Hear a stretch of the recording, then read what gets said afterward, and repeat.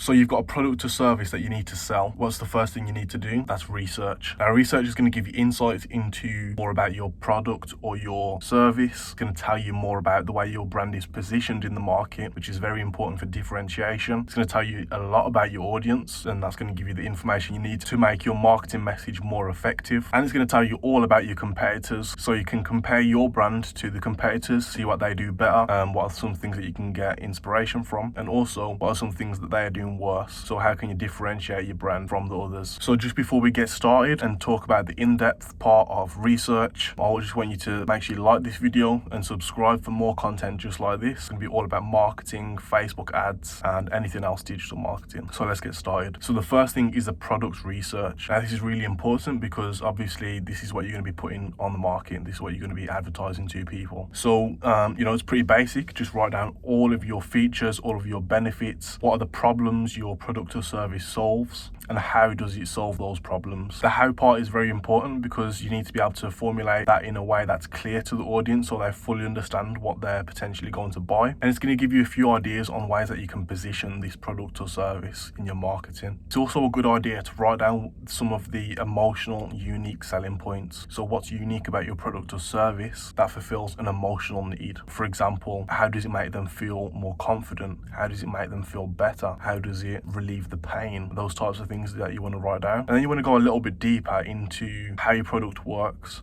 Go into like what are the ingredients in your product. If you have a skincare brand, for example, what's so special about each of those ingredients? How does it actually work? You want to break this down, get a very in-depth understanding of the product or service that you're marketing. A bonus tip is to look for some existing research, look for some reports, statistics that tell you more about the product and how it works and the sort of effects that it's had for other people. Then next, you want to look at all of the alternative solutions. So people that you're going to be marketing to, your target audience, they will be looking at alternative solutions, and you want to have a good understanding of them so that you can differentiate your product again, and also figure out what are some pros and cons of these alternative solutions, because you can use these to make yourself stand out. So if alternative solution one has these cons but they're actually strengths of your brand, then that's something that you can present in your marketing. Next is the audience research. So this is probably my favorite part of doing the whole research process because it brings everything together from what we know about the brand and the last step, which is the competitor research. So in this section, you want to find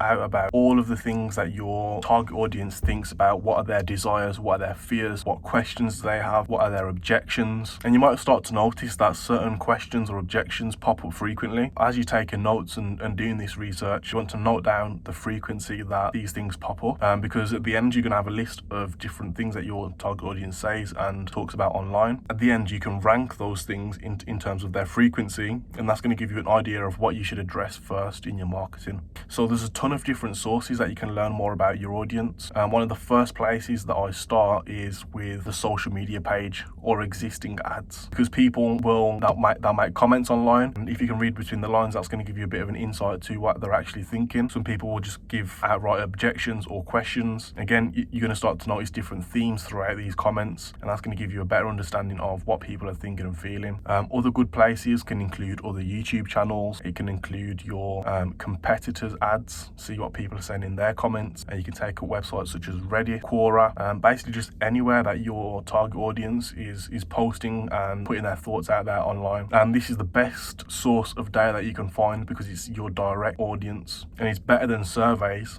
because surveys are often skewed, and there's something called the observer effect, which can actually change the results of how people would answer those questions. If you're finding this information organically, you know that it's going to be very genuine, it's coming from the heart, it's what they truly think. And knowing these things, you can craft a very, very effective marketing message from this. You'll also want to take a look at what sort of influencers they follow, and this is going to give you an idea of what sort of lifestyle do they like, what sort of interests do they have, and potentially, in the future, you could even reach out to that influencer and strike a deal. And throughout all of this research, you're going to start to notice what are the age ranges, what are the interests, is this product skewed more towards one gender or the other, what is the lifestyle. It's basically going to give you a clearer understanding of who your one reader is. If you don't know what I mean by one reader, you can watch my video about the rule of one. That basically says that in copywriting you should address your messaging towards one reader, one offer, one idea, and one action. And then finally, you want to go into your comparator research. Now, this is going to be really valuable for figuring out exactly where your brand stands in the market. It's going to allow you to compare and contrast your brands to the others, figure out what you do better, what you could improve. And so all I like to do is, I'll make a list of direct and indirect competitors. What I mean by direct or indirect is, so let's say, for example, you are selling a shampoo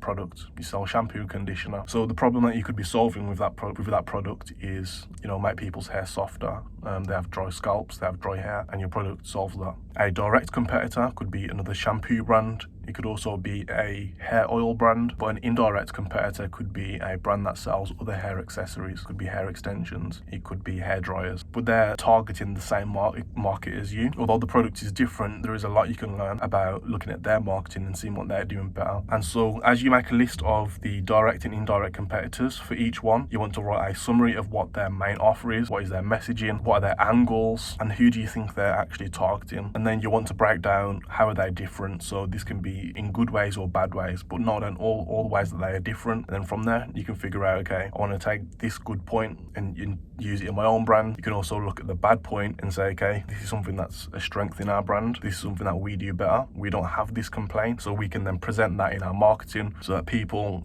would consider us over the competition. You also might want to take note of what social media platforms they're advertising on, because certain platforms are slightly better for different age groups. For example, you're probably not going to find many old people on TikTok. However, on Facebook, you're going to have a much easier time finding older people, although there is still a lot of young people using Facebook and Instagram. So just to sum it up, with the research, you really want to go into depth, collect a lot of data from everything you have already about your product, go in depth about that, learn about how it works, what are the ingredients, what are the statistics behind it. You want to go into your audience, figure out what are their beliefs, what are their desires, what are their questions. Also take note of the slang that they use, the particular words that they use in their writing, because if you use those words in your messaging, it's going to be much more relatable, and it's going to tell you a lot of their objections and questions, which you can then answer in your marketing before they even pop up in their minds. So when it comes to them actually making a purchase, it's going to be a no-brainer. And then lastly, you want to research your competitors to get a better understanding of the marketplace, how other people are marketing,